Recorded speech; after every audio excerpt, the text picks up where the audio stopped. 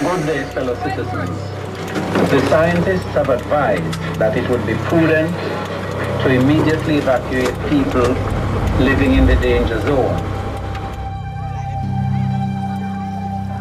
They're beautiful things from a distance. They're incredibly majestic and they even seem slow moving. But when you start to understand them, you see the immense power of them. I don't think I ever realized how fast they were going. It all just looked so slow and graceful. Baja quemando todo lo que encuentra a su paso.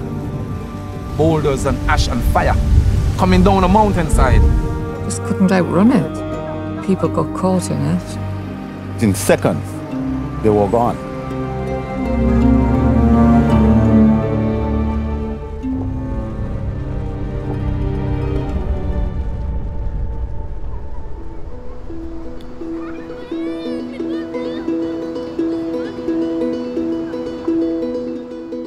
Se represó el río, entonces, y de ahí duró mucho más tiempo, como 2 o 3 meses hasta que se enfría todo eso.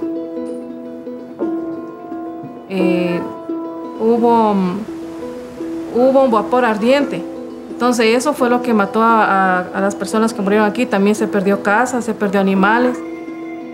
Incluso hay 2 personas que no se les ha encontrado hasta ahora desde que fallecieron.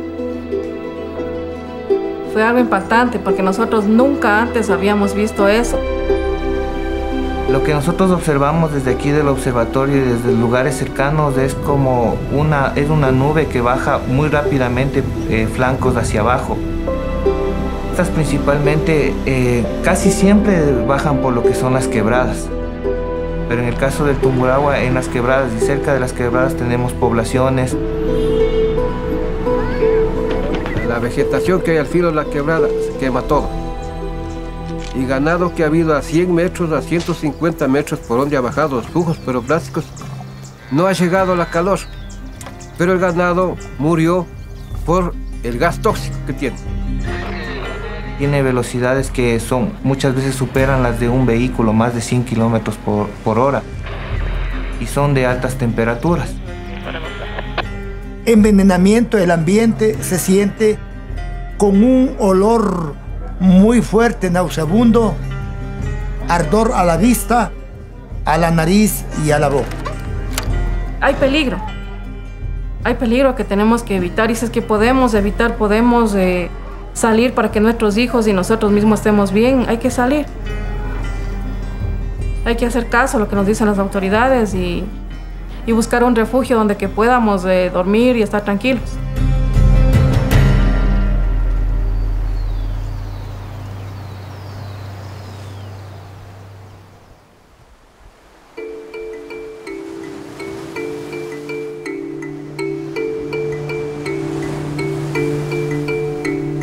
You couldn't see one part of Plymouth to the next because of the ravines and the hills.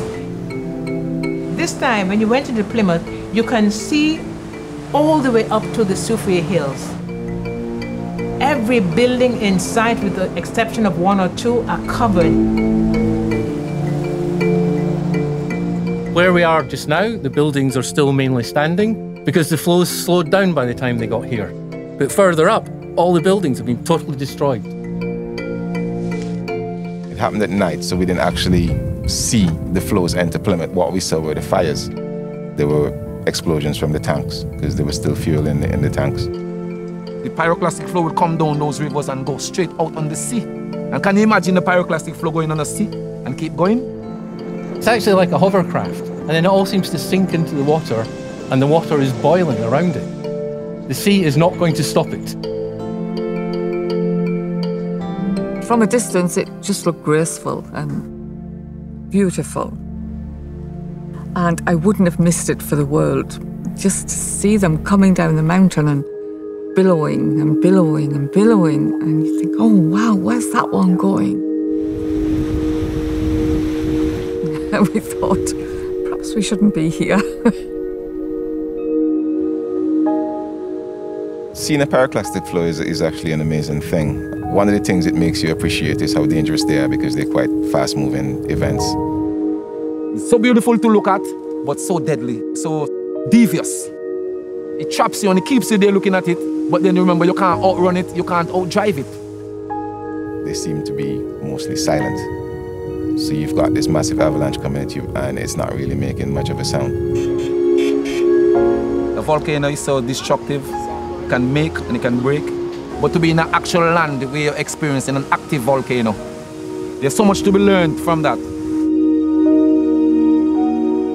We must listen as human beings. Don't take it for granted.